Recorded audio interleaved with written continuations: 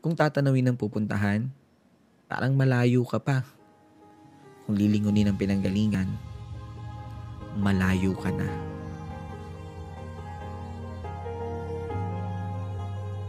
Kung titingin sa hakbang ng iba, parang naiiwan ka. Pero kung sarili ang bibigyang pansin, aba, umuusad ka. Maaaring pagtagpuin tayo sa ilang bahagi ng paglalakbay. Pero ang totoo, kahit kailan, hindi naman talaga tayo magsasabay-sabay.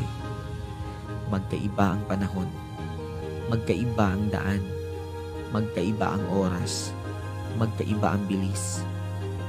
Minsan, nakadepende kung saan nakabaling ang paningin. Pero isa lang ang sigurado, kahit mabagal, kahit pahinto-hinto, kahit nakakapagod, kahit nakakahapo, sa huli, makakarating.